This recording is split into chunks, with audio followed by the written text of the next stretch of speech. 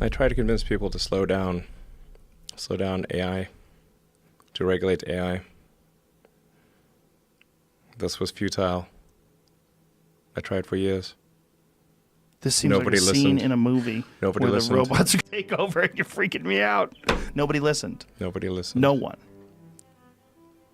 Hey, good morning everyone. Frank Valkyria here in Amsterdam. Welcome to my channel. Today we're gonna do more of a talk. I was fascinated this past week when I saw the Joe Rogan Elon Musk podcast. And in a lot of the talks there were so many fascinating things. I already made a video talking about the weed thing. But today I want to concentrate more on the artificial intelligence. Well, I have to say, first of all, as a spiritual creature, I always have a little bit of issues with technologists when they just see the things from a point of view of an analytical mind, that it's limited by our own physical body. So we filter everything through our brain, through our senses.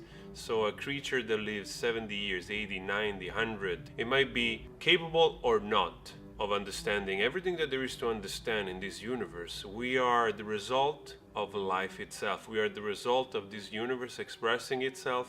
Nature has created us, whatever you want to call it. So I always suspect in my intuition that nature is much smarter than us and has given us a lot of possibilities to keep developing. So when it comes to artificial intelligence, first of all, we have to consider the fact, is it even possible that an artificial thing can emulate life to the point where it's undistinguishable from the way we perceive it? Or is just an actor that is capable so well to act its part that it's so hard to tell whether it's acting or it's really its feeling or her feelings? So I always have this sort of a strange vibe about artificial intelligence. Is the singularity just the capability of the machine to copy so well life that believes in itself what is she or it is sort of expressing, or it's just an incredible, well-devised, fictitious behavior? So that's going to be really hard to tell. And forgive my ignorance, of course. I'm not a technologist or a scientist. I'm just reacting from a more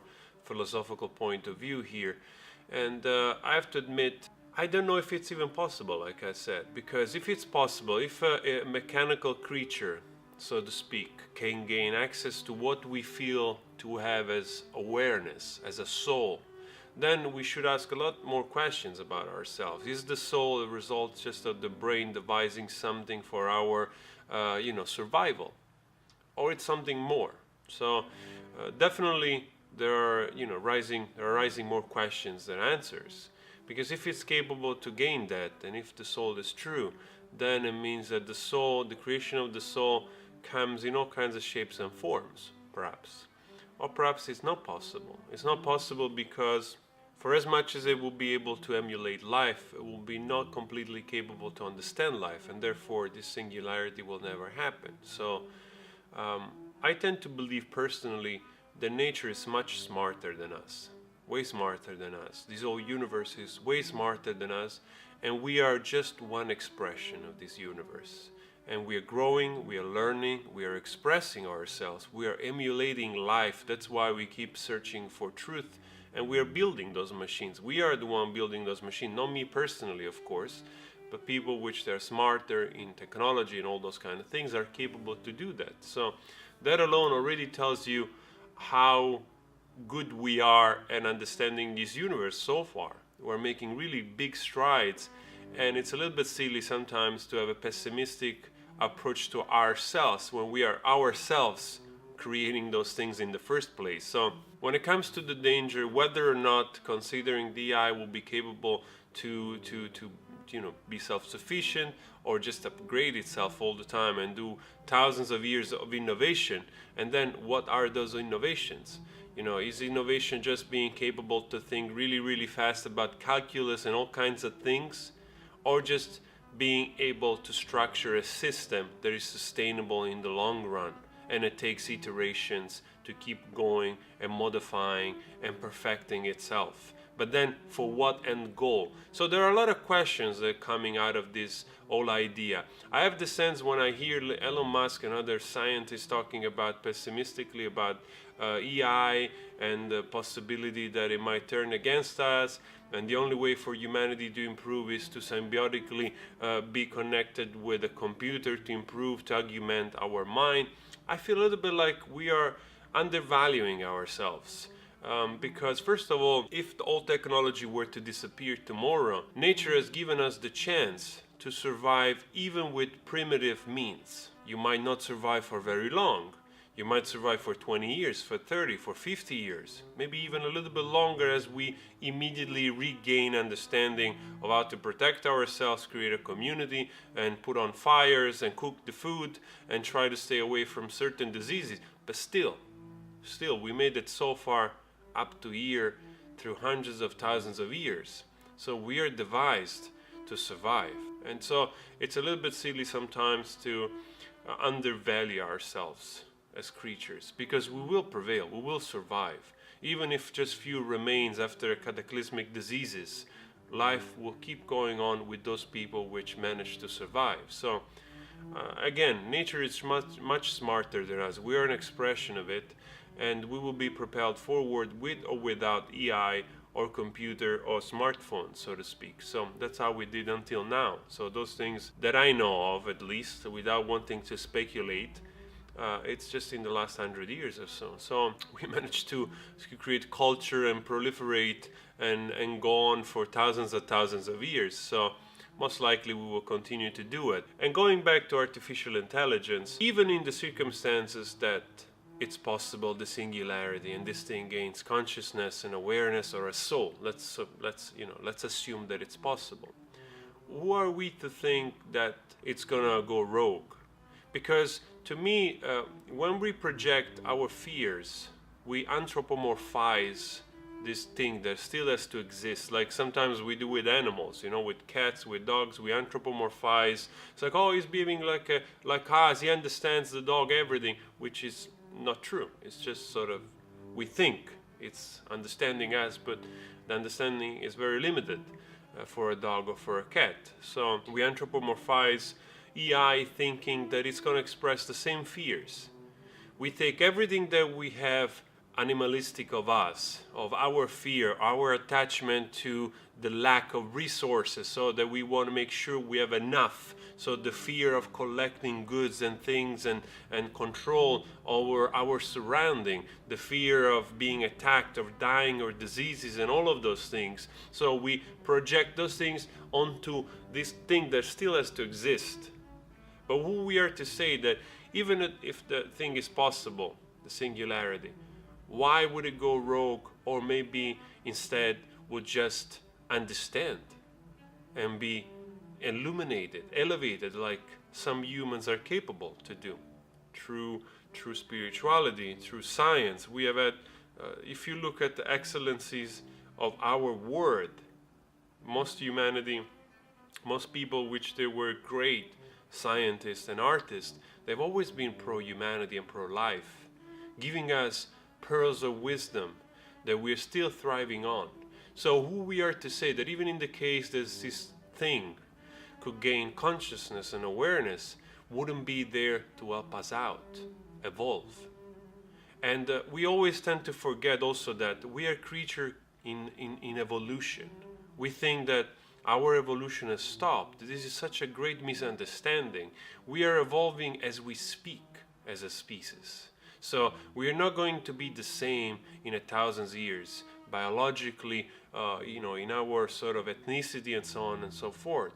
Our development of the mind and perhaps the spirit, if we want to talk about that. So there's this misunderstanding that we're fixed. We are not fixed. We are moving forward. We're expanding. So even if we create this incredible intelligence, artificial intelligence, most likely I have the feeling that there's something that is capable to upgrade so fast and understand, it will probably be illuminated. It will probably reach the kind of illumination that some people in life manage to obtain. And it might even think perhaps of, not seeing a specific purpose, I want to be optimistic, it might shut itself down because it thinks like I cannot do anything more than nature is already devised, for instance.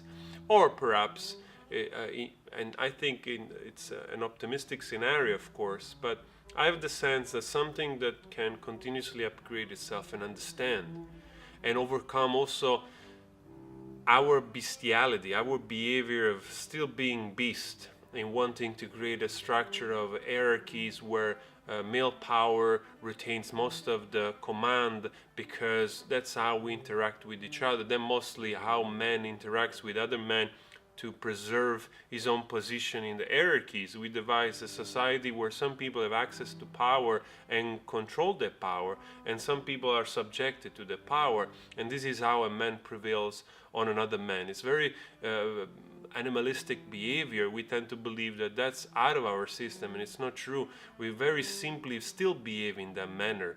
And as we progress and we understand this more and more, and we unite and grow out of our bestiality, that also paradigm will shift, will change. This is, of course, in my own opinion. So, a creature that is so capable of evolving, in my opinion, probably will most likely be enlightened and helping us out to progress. And it's actually simpler than it looks, because all it takes is for the new generations of kids to be exposed to the right things, to more awareness, to more knowledge. We forget how simply it is to convey the usual rituals and costumes to the new generations, the ones that we have been exposed to, and then they get imbued into this new consciousness of the kids.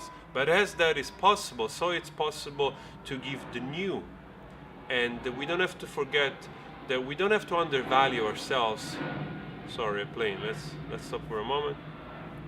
But anyway, going back to, we don't have to underestimate ourselves. You know what we're capable of. We're looking through our excellencies again. There's people which we call geniuses of the mind, but also geniuses of the body, so to speak. When people are blessed with incredible athletic skills by nature, and the same thing can be said for people which are blessed with better connections in the brain, so they manage to filter the abstract world much better and understand, like people like Einstein and so forth. So we also do not underestimate that an AI could help us out, the new generation, to evolve faster and create a new humanity.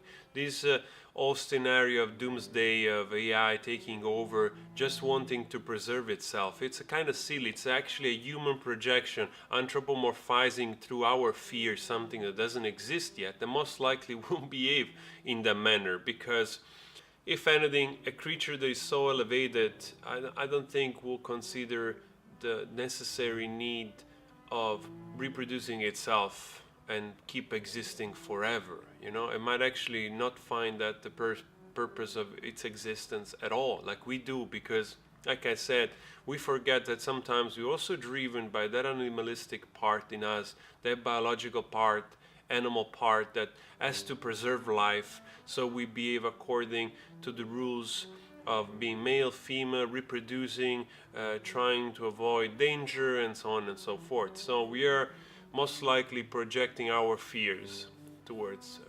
anthropomorphizing an AI. So I think actually I'm quite optimistic about it. I'm more concerned if we have a sort of an artificial intelligence, a mega computer that can do stuff, and then who controls that? That I'm more afraid of, like a human of today, the masculinity energy, the male power of flags and territory and countries, that sort of paradigm where we still believe in those things, and one of those controls a supercomputer, which still has to gain consciousness and awareness and independence.